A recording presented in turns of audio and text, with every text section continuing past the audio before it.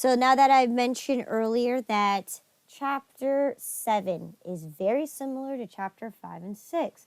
The only difference here is that now there's a little smaller section that you need to understand, right?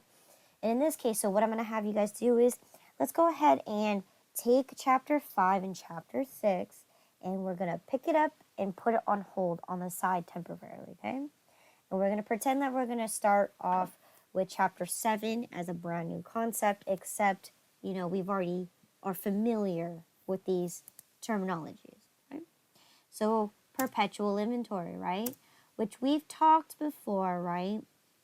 Merchandising inventory, what is inventory? It's basically something where we purchase our items, right? And our goal is we're going to purchase them, convert them into cost of goods sold, and then convert those into sales, and then ultimately convert sales into cash, okay? Which we are taking a look at retail and wholesaler types of businesses, right? Now, again, what is going to be included as part of inventory? Well, here you go. It's going to be every single cost it takes to get the asset to the store.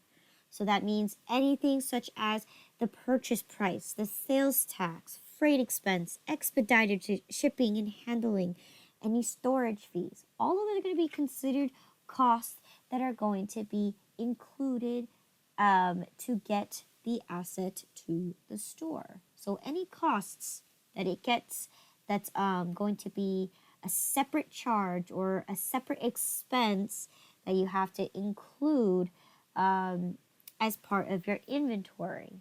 All right. Now, let's talk about the tracking methods one more time. So when we got to take a look at periodic inventory, right? We recognize that it means to update your inventory every once in a while, right? Periodically, right? So in this case, the key factor that we know for a fact is that someone needs to go down to the basement to take a physical count at the end of the given period, okay? Whether it's every day or at the end of the week, whatever means that you want to keep track of your inventory, there is a way to do that, right? It's either at the end of the day, right, where you start taking a physical count of your inventory items. And the big, huge notion that I've been telling you guys about is that we must recognize purchasing of inventory as if it's a purchase expense, okay? We recognize it as purchase expenses. And then every other cost that's involved with that is all going to be a separate expense account, right? And then at the end of that given period, when we take that physical count, we are required a conversion entry to be able to recognize how much inventory do we actually have on hand, how many items we sold, how many items we returned, etc., etc. Okay? Now, that's periodic. Now let's go ahead and let's take a look at perpetual inventory. Perpetual inventory, which is defined as constantly, right? If you're going to be constantly updating your inventory. So that means, all right, an actual physical count of inventory.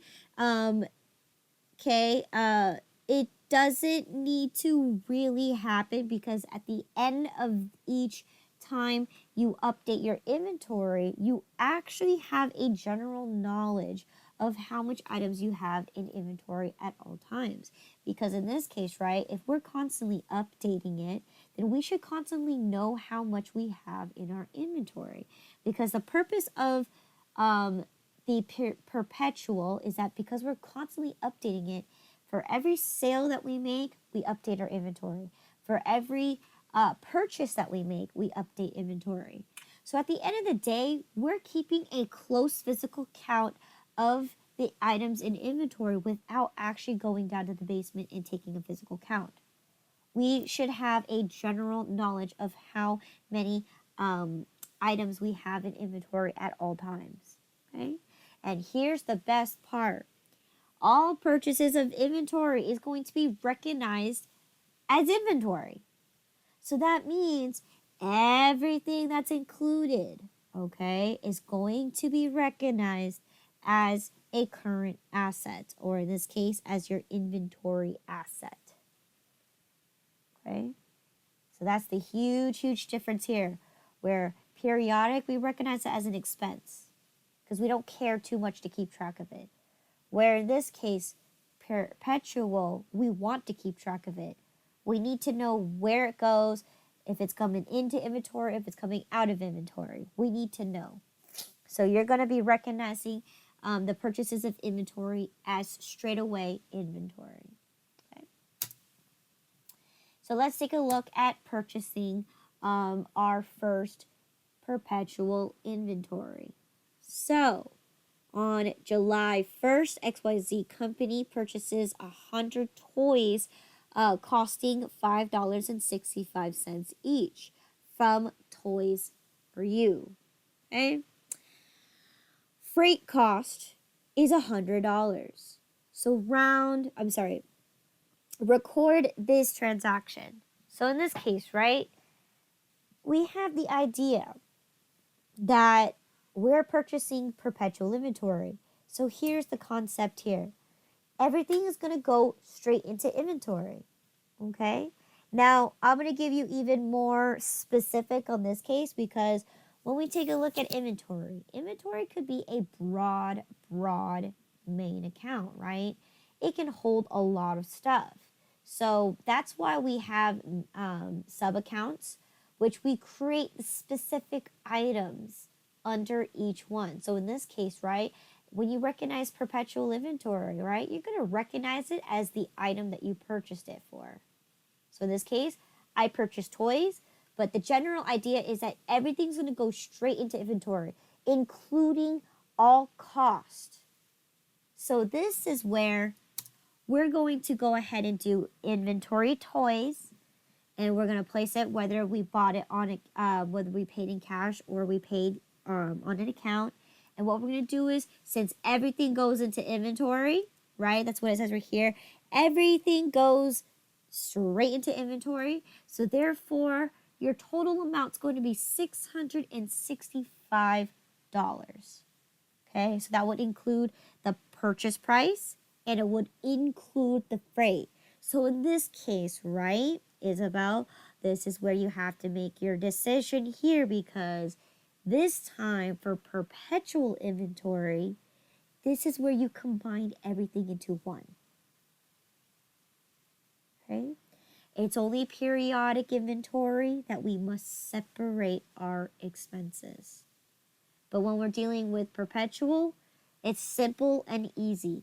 Everything just goes straight into inventory. Okay? Any questions?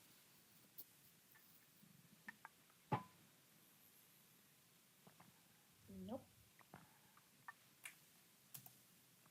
Perfect. That was done with 7.1. So just as easy as that. All we have to do is just recognize inventory as inventory and we put all the costs in there. That's it. Okay. So 7.2. Okay. Of course, when we make purchases of inventory, we also need to be able to make returns and allowances. Excuse me. So returns and allowances, of course. When we think about it, right, every time we purchase inventory, right, we tend to purchase in large quantities or in bulk. And there are many reasons why you would want to return a product to your vendor, especially if you're planning to take those items and reselling it to your customers, right? You don't want to sell broken items to your customers. So there are situations where they sent you the wrong item by accident because they're sending so many shipments of boxes from one place to another to a bunch of other companies that they might mix up the order. So you could be accidentally shipped the wrong item, okay?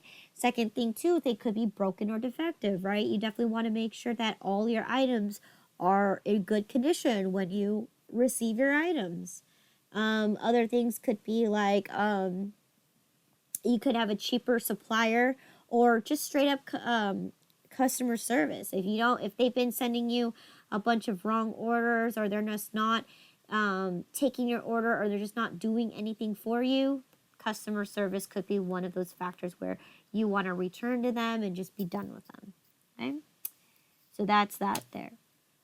Now, of course, as a vendor, right, you do get some exclusive features or exclusive discounts and deals, especially because as a vendor, right, us as the customer who's purchasing in large quantities as a retailer, right, we make up a pretty big portion of their sales because, you know, we're the ones that's purchasing in bulk and in large quantities. So they want to make sure that they want to keep our business,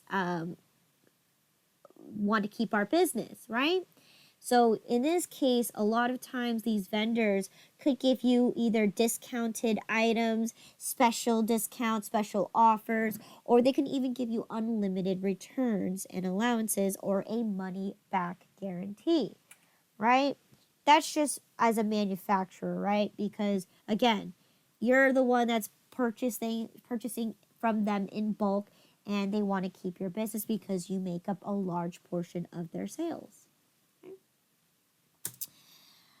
So, of course, but let's go ahead and take a look at purchasing inventory first and then see what scenarios can come out of it when we need to make a return or allowance.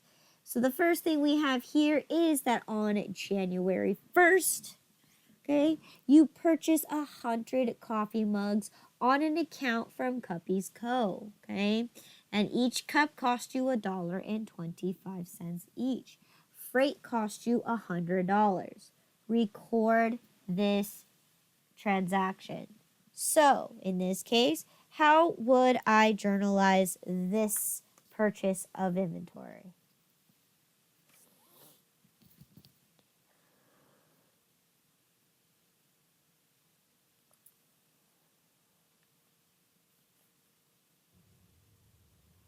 Inventory coffee Uh-huh. and account payable. Good. Okay, for what amounts? It's 125, 225. 200 25 no? plus. It's 125 plus 100, no? Oh, yes, sorry. Okay, yes, good. Everything's going to go straight into inventory. So we're going to recognize we have coffee mugs, right? And we're going to recognize that we placed it on an account, right? We bought it on an account. So in this case, we bought 100 mugs at $1.25 plus the freight of 100. So there we have a total of $225. Okay, and we're shoving it all into inventory. Good. So then, let's say, okay, a couple days later on January 5th, you received the inventory items and you found that 10 of those coffee mugs were broken, okay? And you requested for a full refund on those broken items, okay? And the vendor grants you a full refund. So, how are you going to record this transaction? First off, let's talk about this returns, okay? We're doing a purchase returns and allowances, okay? Now, in this case, right, I purchased these coffee mugs, okay, so they originally cost you $1.25, okay? So how am I going to return 10 of those coffee mugs? How am I going to journalize this transaction?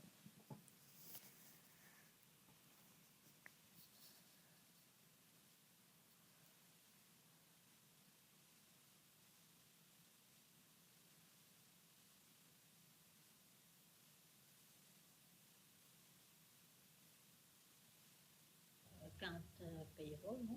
Yes, okay, accounts payable. You got to return the money that you got refunded for. And then return and yes, I can return allowance for the amount. In this case, where is my inventory items? What is it? Where did I put my inventory items? In the debit. Okay, I mean in context of accounts. Where did I put them? In inventory? We placed them into inventory. Oh, So where are we going to take this refund from? Do we have to credit our inventory account? We're going to take it directly out from my inventory. So that's the difference between periodic and perpetual. Because under periodic, right, it's an expense. You can't really undo expenses very well. You can only create contra accounts for expenses. In this case, this is an asset. We can update our assets. We can always, or what is it? You can always debit and credit your asset accounts no matter which way. Flip and reverse. You don't really need a contra account for this one necessarily. So in this case, right, my inventory items is exactly where I placed it, which is in the account for inventory coffee mugs. So in this case, that's exactly where I'm going to take it out from. So I'm going to calculate, right, $1.25 times 10, which should give you $12.50. Okay, and I'm going to take that right directly out from my inventory. So in this case, right, the idea is that if everything goes into inventory, you're going to be able to take everything out from inventory. All right.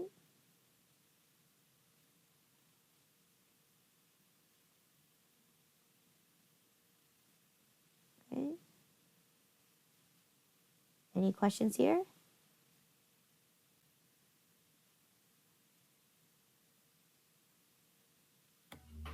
No.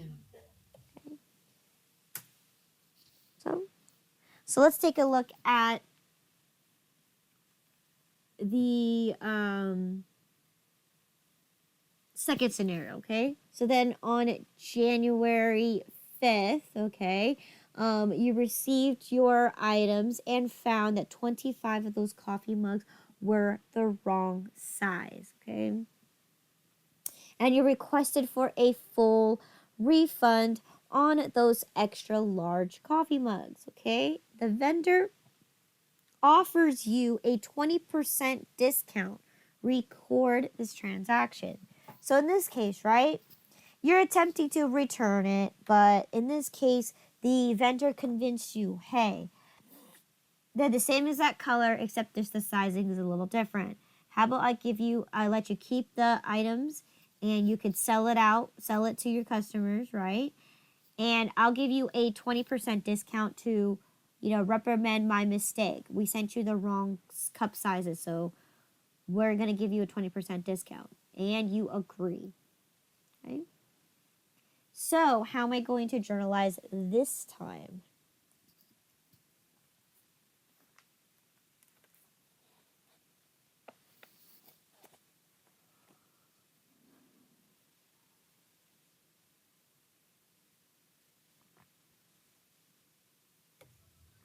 Do we get a line to debit accounts payable and then credit the inventory and another one for the 20% discount? Okay, so again, this isn't a 20% discount for all customers. It's because you have a problem. So they're kind of giving you the discount here. But in this case, you're going to treat that discount, right, as if it's an allowance. Okay? Not an actual discount. You're going to treat it as an allowance. So you got the first two questions correct, right? You're going to recognize that the whatever amount that you paid, or in this case, we didn't pay, right? We owe them. So you're going to reduce the amount that you owe. However, because everything that you placed right now is in inventory, so in order to take that discounted amount out, you're going to actually remove it from the actual inventory account itself. Okay. So in this case,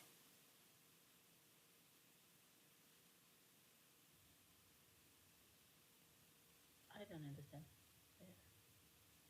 so it's just like returns and allowances that we learned in chapter 5. Uh-huh.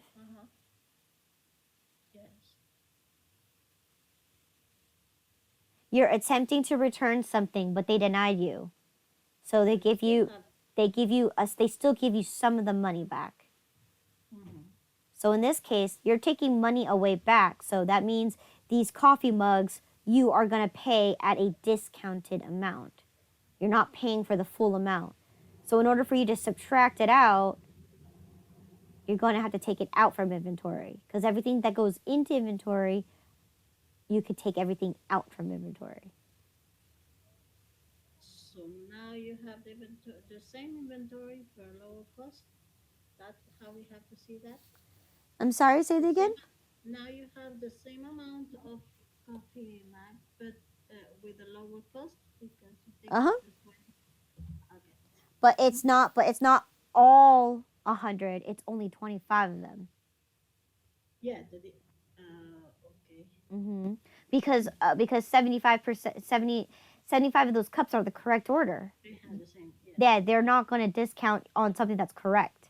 They're only going to give you a 20% discount on their mistake that they sent you the wrong inventory items.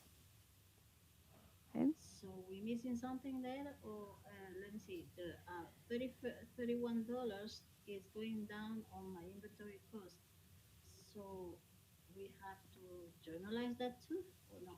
Mhm. Because okay. But it's not for 31.25 because you're not getting a full refund. You're only getting a 20% discount off of the 31.25. Mhm. That I understand. Now, you take. I just cannot see how is because you still have the same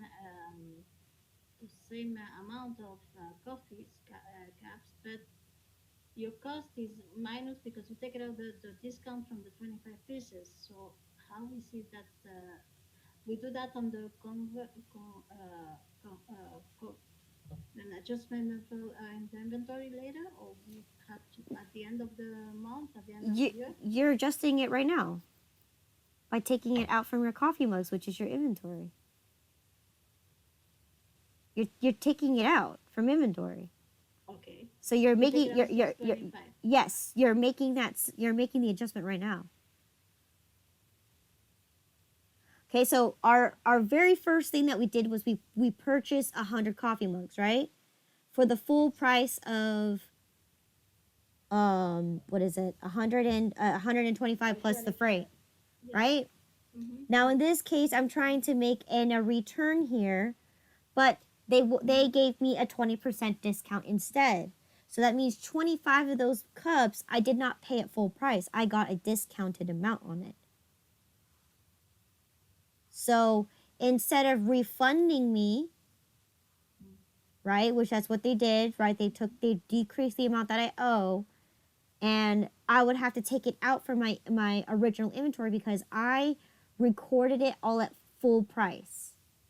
I'm making my adjustment right here by crediting my inventory account for the $6.25. Yes, correct.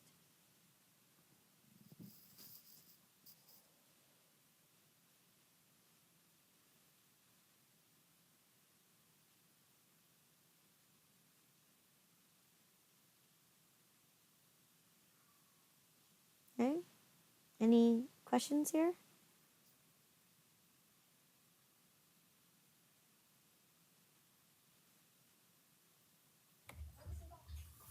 No, so our only line amounts would be that discounted amount or the allowance amount. Yes, because yes, this isn't a regular discount. This isn't a purchase discount. That's going to be the next section. Okay, thank you. Mm-hmm.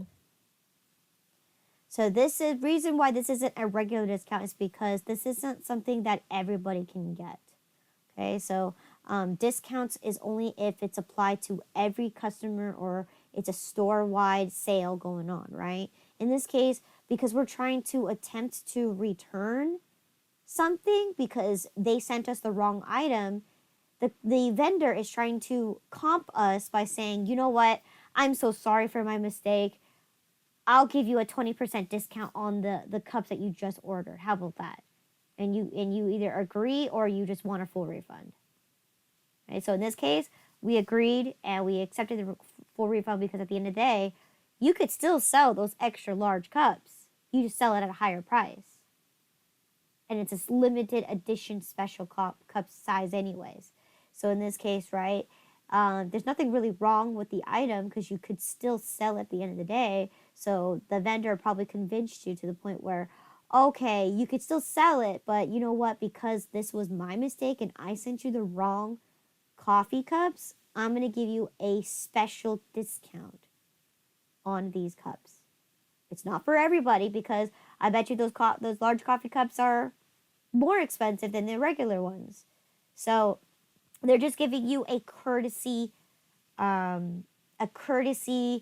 complimentary type of offer because they made a mistake. Okay? And because you got a portion of the money back, that's going to be considered an allowance. You didn't get a full refund, but you still got a portion of the money back, so that's considered an allowance. Okay? So that was it for chapter 7.2, what happens when you return or have an allowance when you purchase items. So 7.3 is going to be talking about discounts. Okay, purchase discounts. All right, so we've seen what terms are. Terms is 2%, 15, net 30, which in context means you will get a 2% discount if you pay within 15 days. If not, the whole bill is due in 30. Now, once again, when we talked about this in chapter 5, right? This is more so used as an incentive to just get the money faster. That's all this is, right? This is a special discount that some people can use, right? Whether it's you can use it for a vendor, or a vendor can use it for you, or whether you can use it for a customer as well. It works just the same way, right? Because all it is just an incentive to just get your money a lot quicker. And by having that incentive, you offer them discounts. Okay? So let's go ahead and talk about this once again. You will be needing to know net and gross. Same idea is going to apply here, except obviously the way that we journalize it is going to look different. All right? We're still going to be, the net is going to be when we take the discount immediately, right? And for the gross method is where we recognize that discount later when we actually pay. Where in this case, right, if it's for the net method is for those who pay their bills on time very well, that to save them an extra journal, they'll go ahead and just write it off the minute that they receive it because they're just going to pay within the next couple days. Okay. So let's go ahead and start with the net method once again. So here we have on February 1st that you purchase 100 coffee mugs on an account, okay, from Cuppies Co. The coffee cups are $1.25 each, with the freight costing $100. Terms are 5%, 10, net 30. Record this transaction using the perpetual inventory. So in this case, right, like I've mentioned before, the idea is the same. It's just the journal will look different because this time we're not focusing on purchase expense anymore. We're actually just going to put it straight into inventory. So in this case, right, I have coffee mugs, right?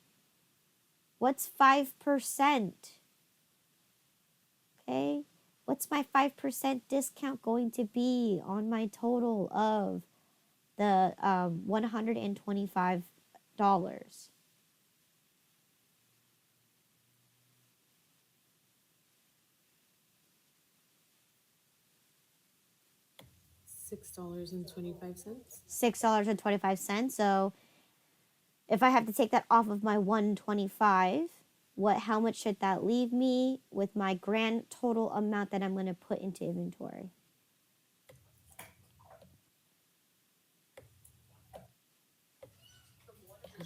$118.75 before the $100 of freight. Good. So that should give you exactly what Nancy said you're going to recognize coffee mugs because you're purchasing inventory, right? And we placed it on an account, all right? Now in this case, because we're doing the net method, we're going to recognize the discount immediately. So we took the 125, we took the 5% discount, which was $6.25, which left you $118.75. We got to include the freight because we're going to just shove everything into inventory. So it's all going to go into one place for $218.75. Okay, good. Now, of course, with terms, we only record it when we actually pay for it. So that's the one condition there, right, with terms. So then scenario number 1 says that, well, if on February 9, you decide to pay Cuppy's Co. for the items that you purchased, right? And the terms was 5% 10 net 30, which in this case we met the discount period, right? We purchased it on February 1st. Fast forward, it is February 9th. So we definitely made the discount period. So in this case, I'm just going to go ahead and record that I'm going to make a payment, and I'm going to make a payment for the $218.75 because I've already took the discount out already. I don't need to recalculate it again. Okay? So that's this right here. But then what happens if scenario 2 rolls around and say, I completely forgot to pay Cuppy's Co. and I end up missing the discount period by February 15, right? I missed it by a couple days. So in this case, I've also missed the discount. So in this idea for scenario 2, how do I fix this amount here?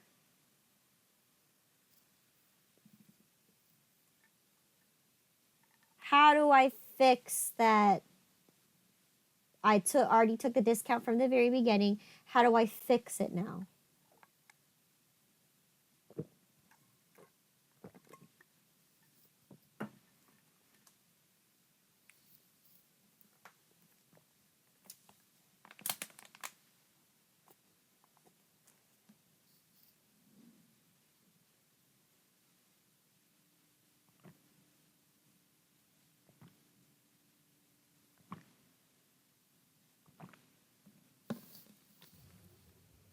The same bit for the full amount, maybe?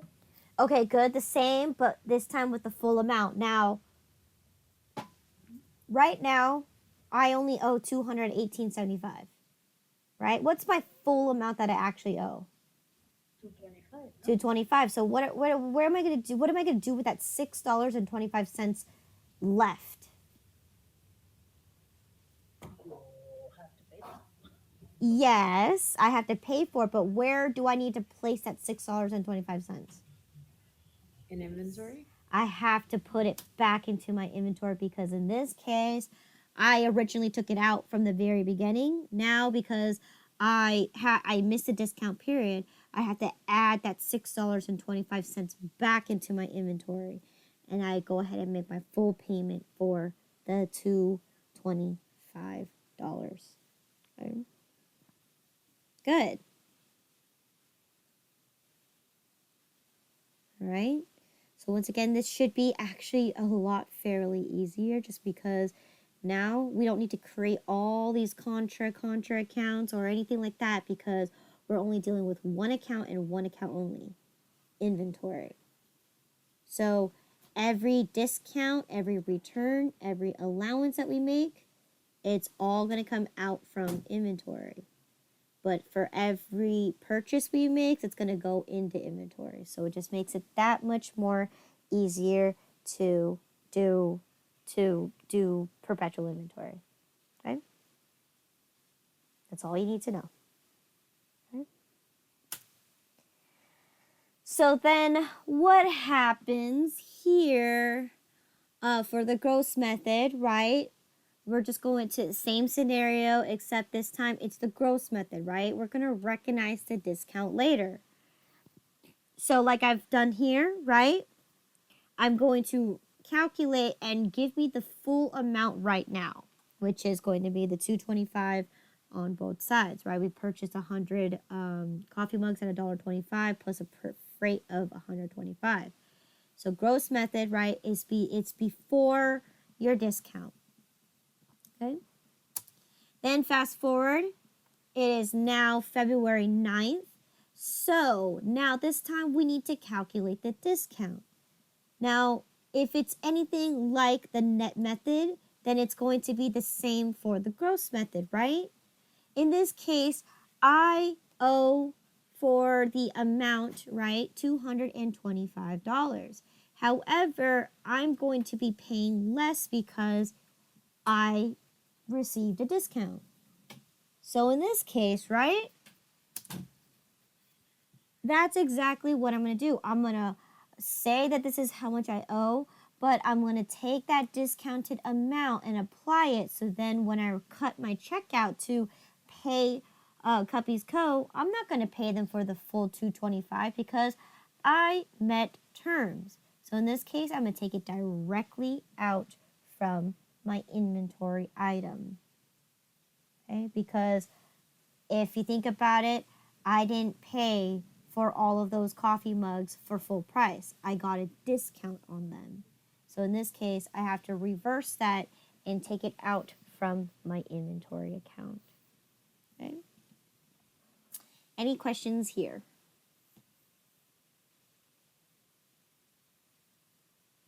Okay. And of course, if you miss the discount period, it's straightforward. You just pay for what you owe. So let's go ahead and do chapter review here. So chapter 7.1, 2, and 3. We took a look at how we journalize our purchases of inventory, right? You're going to recognize it as inventory or for whatever item that you actually purchased it for, okay? And here's a fun fact. You don't even need to do a conversion entry because it already is in inventory. It's already inventory.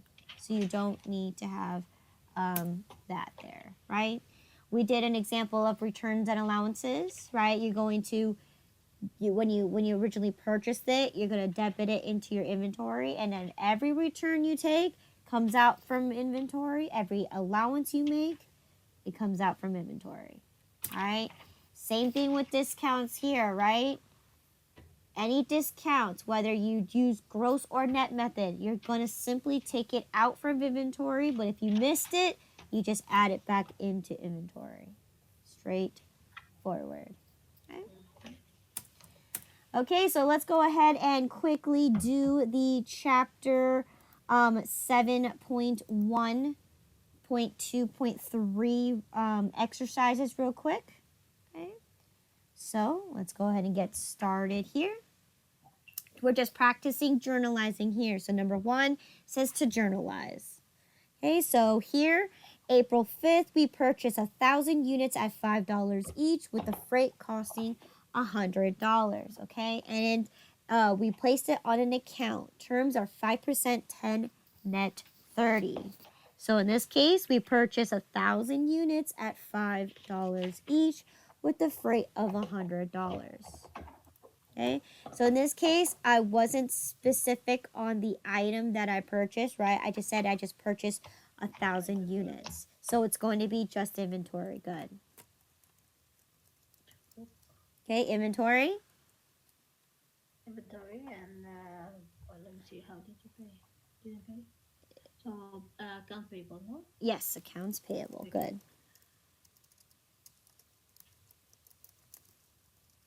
Okay. And how much am I going to debit and credit?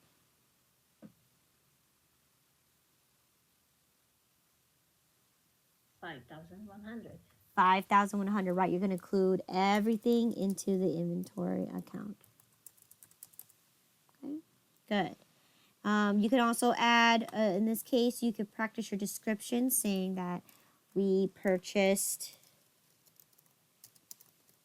1,000 units at $5 each. Okay. And you can even go as far as putting the terms in there. So what was it? What was my terms? So I place it on account, 5% 10 net 30. 5% 10 net 30. Okay. So then let's see what happened next. Here on the 7th, we returned 2,000 damaged units for a full refund. Okay. We returned 200 damaged units for a full refund.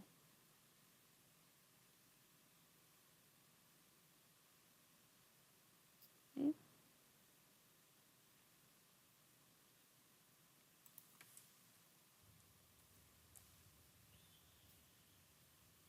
So inventory, no? Inventory is one of the accounts, but does it go first? Because we're returning. No, account payable and inventory. Yes, accounts payable and inventory. Good. Because that's exactly what we're doing, right? We're taking it out from inventory. Now, how much? Because we're getting a full refund, right? So we're returning 200 damaged units for a full refund. Okay. So in this case, how much did each unit cost me? $1,000. $1,000, right? It cost me $5 each. So therefore, I'm going to go ahead and make a note here.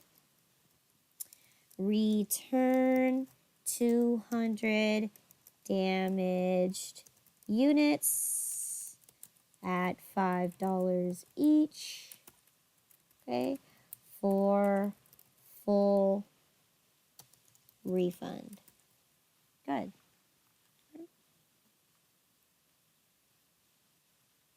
So then on April 10, we decided to purchase additional 750 units at $5.75 each, with the freight costing $75. Okay, on an account, terms are 5% 10 net 30.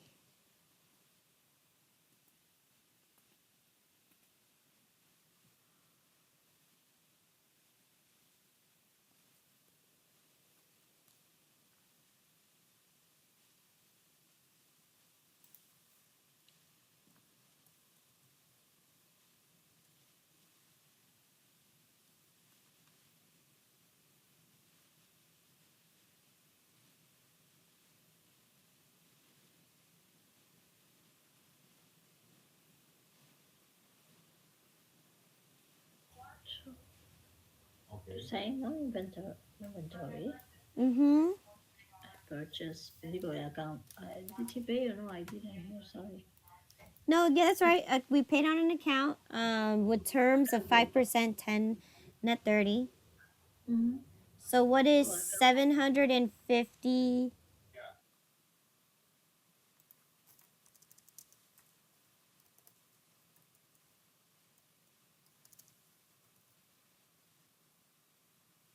Okay. So what's my total amount here? Because you also have freight. three. Okay, 3,825. Let's do that again. 750 times $5.75 each. 800. 3,825. No. 8,000. Wait, 3,825. 825. It's $75 freight. Yes, that with the freight. 5 times. It's 575 from each one of them.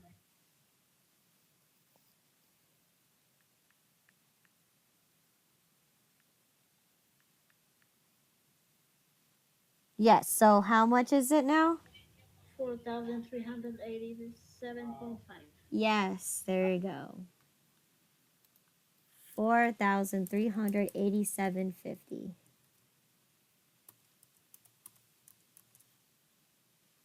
Okay.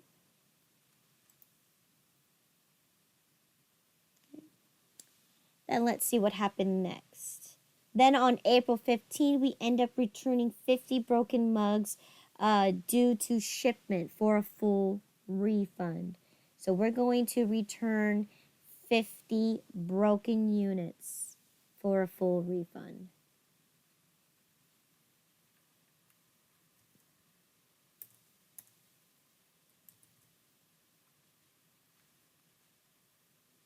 No, 415, sorry. 415, we're going to refund 50 broken units due to shipment for a full refund.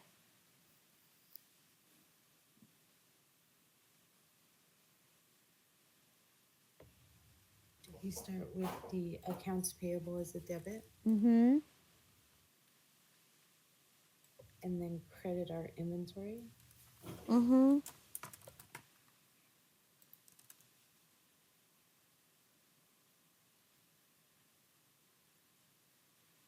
Okay, I'm just gonna push this over then to this part. There you go. So we got accounts payable inventory, right? We're returning 50 broken units at $5.75 each for a full refund. So in this case, how much is my debit and how much is my credit? If I'm returning 50 of them for a full refund.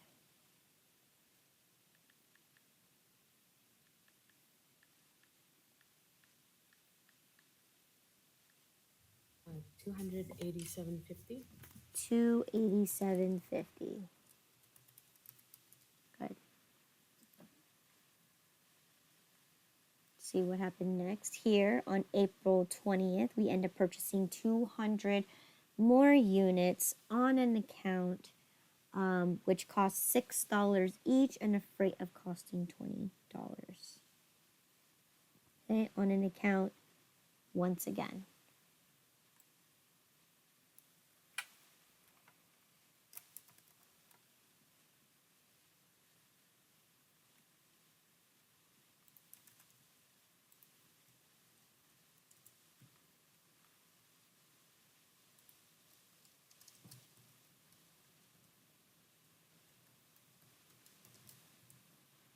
Okay.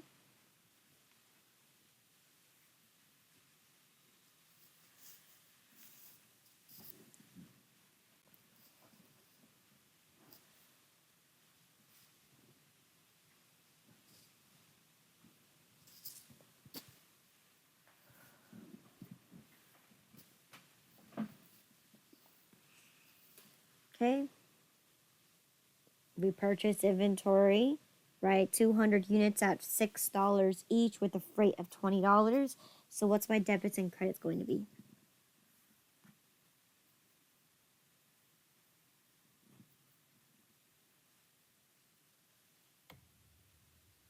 $1,220. Good.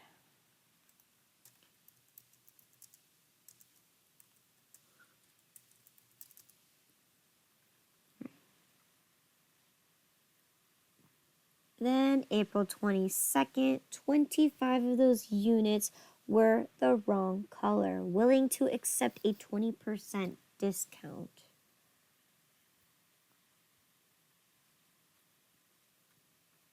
Okay, 25 of those units were the wrong color, but you're willing to accept a 20% discount.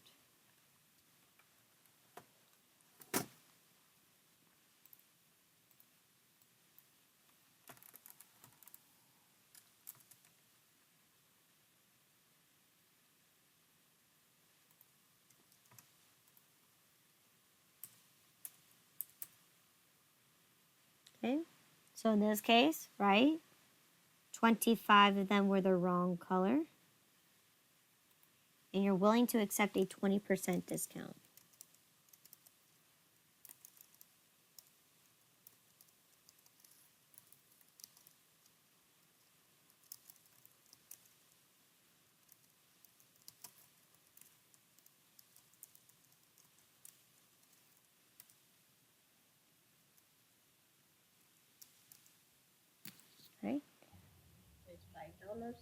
discount.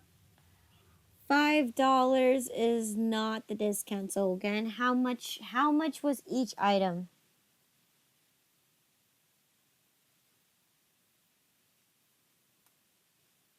$6. $6 each, right? So in this case, I'm trying to return 25 of them.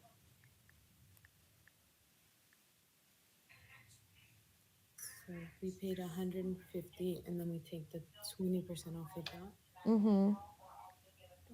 $30. Yes, so it's $30 that we're getting a refund for. Or in this case, the discount for attempting to return those 25 wrong colored items. Okay. Let's see what else happened. So here, you purchased 500 units at $6.25 each with a freight of $50 on an account. Terms 5%, 10, net 30. On the 25th.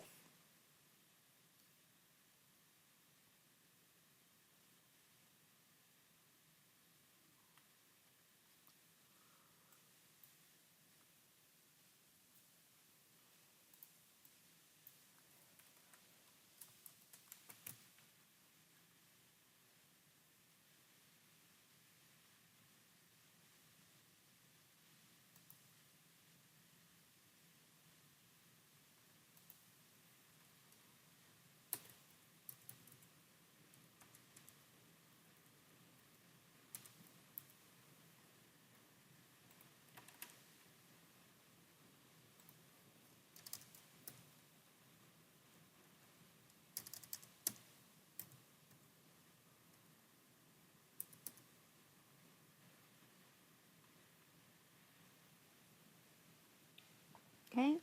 So if I purchase 500 units at $6.25 each with the freight costing $50, then how much should be my total amount that I owe?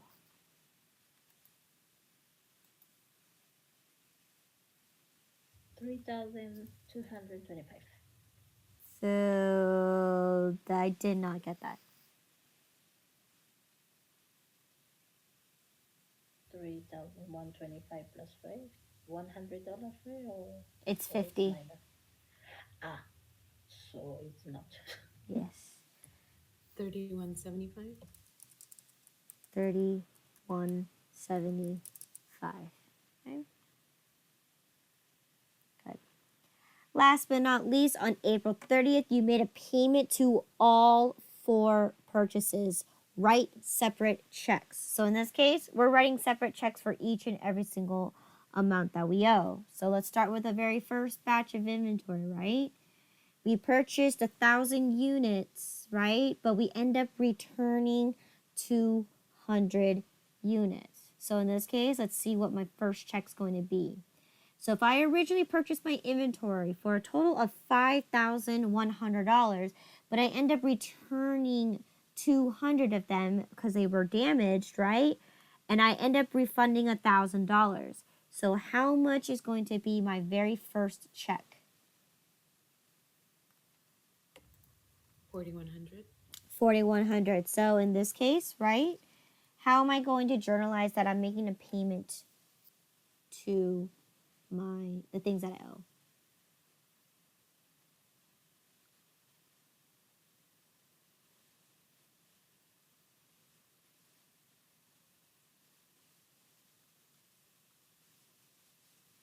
How am I going to journalize that I'm making a payment to a bill that I owe?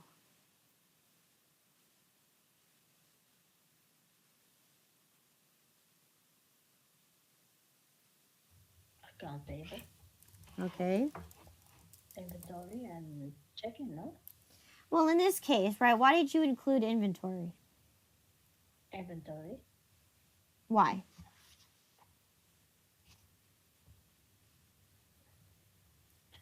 The ending inventory? I don't know. No, we're not doing a conversion entry. I'm just making a Not payment. sure. So no inventory. No, no inventory. unless So checking. and checking. Okay, but let's take a look. The very first batch of inventory I purchased, I was given terms. Did I meet those terms?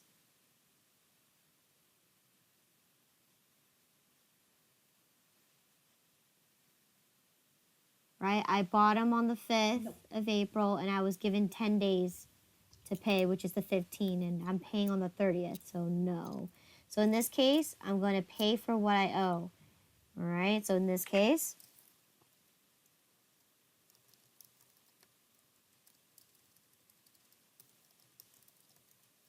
right, for the 4,100, because we figured out what 51 minus 1,000 is going to be, which is 4,100. And I'm going to make a note here. Paid purchases on 4/5. And I'm also going to make a note here that I used check number 1. Okay. So let's take a look at the second batch of inventory we bought. We then bought a batch of inventory on April 10, which was the 750 units at $5.75 each. However, we end up returning 50 of them because they were broken, okay, due to shipment.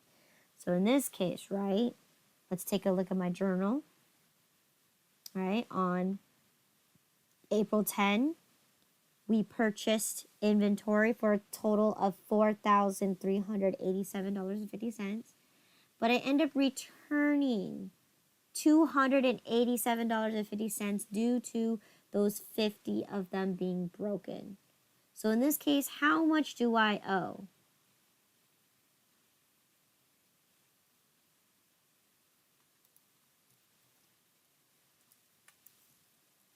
How much do I owe?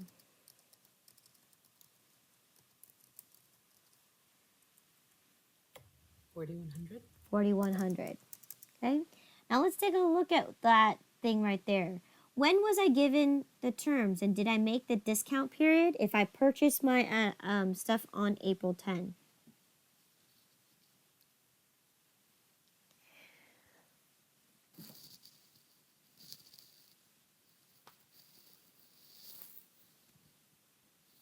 What's the question again?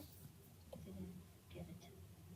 Okay, so I purchased my inventory on April 10 and I was given 10. terms of 5%, 10, net 30. Did I make the discount period? No. No, I didn't. I missed it because 10 days from now or 10 days from April 10 is April 20th. In this case, I'm making a payment on April 30th. So no, I did not make the discount. So therefore, I have to pay in full for the 4,100. Right? Because that includes my original purchase minus the 50 units that were damaged. So in this case, I'm going to make a note here that I paid for purchases on April 10, okay, using check number 2. Okay. So let's take a look at the next batch of inventory we purchased because it says to write a check for all 4. So the next batch that we purchased was on April 20th, okay? Purchased 200 units at $6 each, but we ended up getting 25 of those the wrong color, and we end up discounting 20% off of those 25 cups. So let's take a look at my journal. So on April 20th, here you go. I owe $12.20, but I end up refunding $30. So how much do I actually owe Cuppies Co? 1,190. $11.90. 90. 11 90. Okay.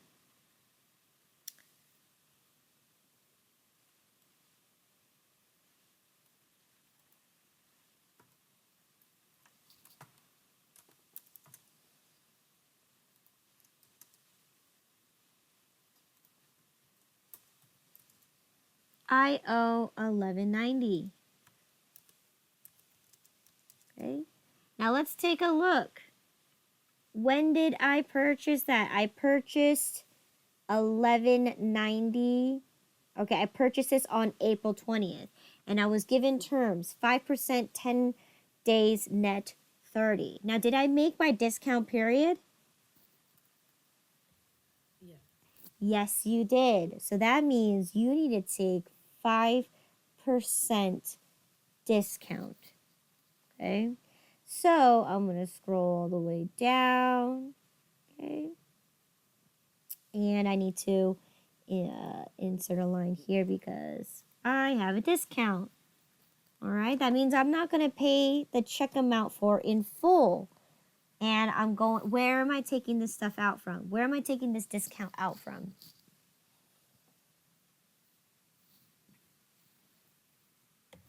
Inventory? Yes, you're going to take it directly out of inventory because you originally recorded it at full amount. Now you need to take away from inventory because you got the discounted amount. So in this case, right, let's take a look for that purchase of inventory. Okay, so here I purchased it for 200 units at $6, right? My freight was $20. I end up getting a $30 refund. Okay, so in this case, which number am I actually going to be discounting the 5% from?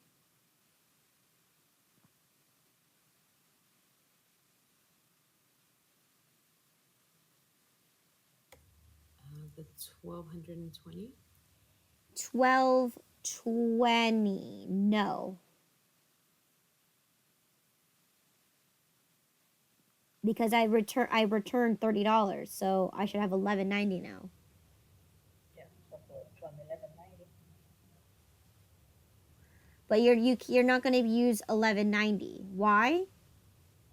What does the $11.90 include? The freight. It includes the freight. So how much am I actually going to be taking the discount off from?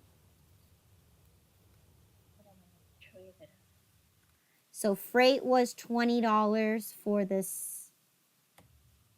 So 1170. $11.70 is going to be your total purchase price. Yes. So in this case, what is 5% of $11.70?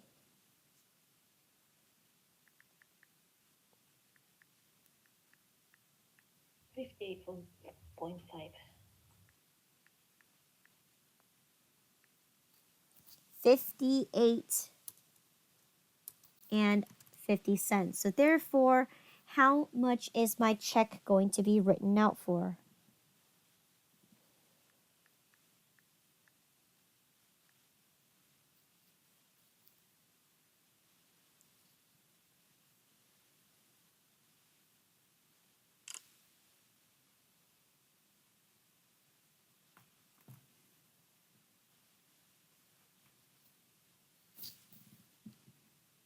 What is my actual check going to be written out for? 1,131.5. Yes, good. All right, paid purchases on April 20, right?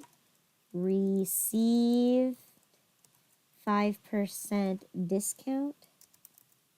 Okay, and I used check number 3. Okay. Last but not least, right? My last purchase of inventory was the 500 units at $6.25 each with a freight of 50, right? Same thing here. I was given terms 5%, 10, net 30, which in this case, we for surely received the discount. So in this case, right? How much is my 5% discount off of?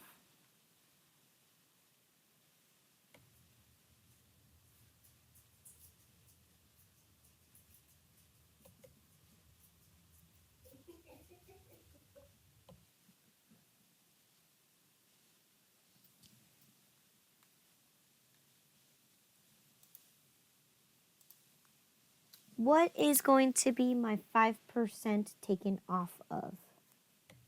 3,125. Good. And how much is that?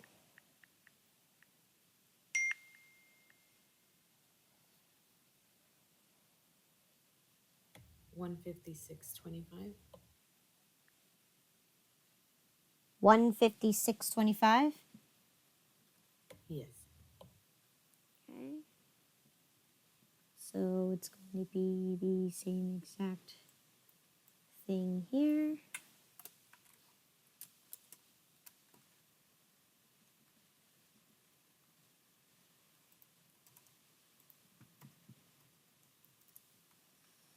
Okay, so you said it was, the discount was for 156.25. Okay. What was the total amount that you actually owe? I think it was 31.75. Okay. So then what's going to be my total amount that I'm going to actually pay?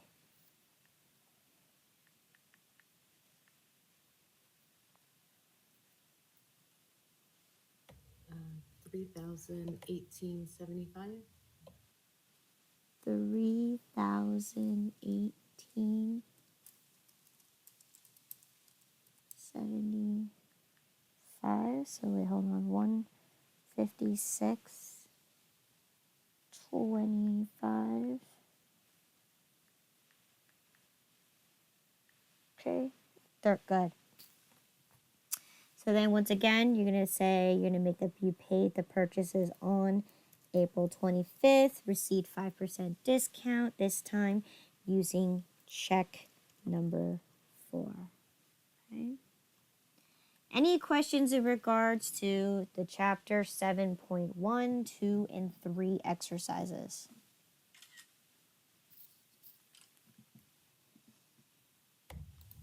No. Okay.